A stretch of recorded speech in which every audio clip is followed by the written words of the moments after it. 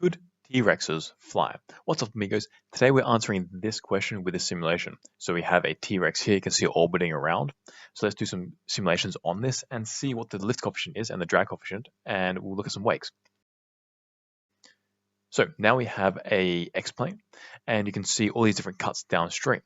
And you'll see that the flow is very unsteady, and particularly it's very small on top, and then underneath it's quite big. So the legs are effectively creating a lot of wake, whereas the upper body, the flow is staying attached quite nicely. And also you see like these like little bunny rabbit kind of ear things on top. They're effectively from the T-Rex's top two eyes and like that eye bony structure. So the legs are producing a lot more drag and a lot more wake than anything else on this object. Interestingly, T-Rexes have very big calves, which are quite impressive because it's difficult to put muscle on the calves. So well done to the T-Rex. Now we have a Y-plane going straight through the T-Rex, so from the head all the way down to the tip of the tail. And you can see the direction of the wake. So just from this, what can you tell about the lift being produced? That's right. So you can actually tell just from the wake that this T-Rex is producing lift, and the amount of lift that is producing is, the lift coefficient is 0.34, which is quite a lot if you think about it, because it's not inclined at a certain angle of attack, but considering its body is tilted the way it is, that's effectively like a lifting surface at an angle of attack to the free stream flow. The drag coefficient, on the other hand, is not very good. It's 1.28, so almost 1.3, which is, that's actually impressive from the point of view that getting such a high drag coefficient is very difficult to do. So it's got a very surprising lift coefficient and drag coefficient.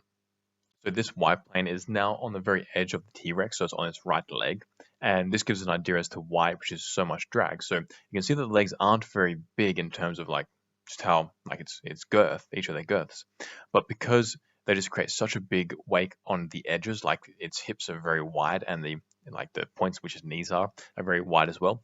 That just creates such a big wake, and that's why it's so draggy. So even though you are very far away from the meat of its body, there's still a massive wake, and that's producing so much drag. And it's also unsteady, so you can tell that there is unsteady shedding of vortices coming off of this beast.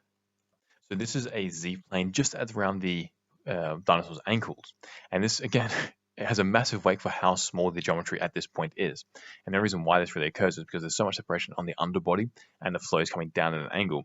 So this wake is not necessarily just from the ankles, it's from a lot of the rest of the dinosaur as well. And these two ankles just don't make it any better. I mean, you have von Kampfstreets coming off of each one, and then they merge and then make the entire flow even more unsteady than what it was originally without these additional wakes. So this Z-plane, is a little bit higher. It's now going through like the middle section of the dinosaur. So it's quite amazing how small the wake is here. So the wake around its legs were huge, even though there's almost no geometry. Now that we have a huge geometry, the wake is almost tiny, and that's because this part of the geometry is very streamlined. You have the entire tail coming downstream, which takes up that like volume that would usually be where the bluffness would really propagate through, like the wake of that, and that takes up that and makes it much more streamlined. So you can actually see the flow is not really that unsteady at this point because of that tail that really stabilizes a lot of it. So now we have another Z-plane even higher now around its head and its top shoulders, the top of them. And even in this plane, I would say, considering how small the cross-sectional area is here, the wake is actually worse compared to the plane that we just saw where it's going through the entire body. Because even though that wake was a little bit bigger perhaps, it was over such a big cross-sectional area that it was, comparatively speaking, quite good, whereas this one, even though it is still a very nice wake, it is still a little bit bigger, comparatively speaking.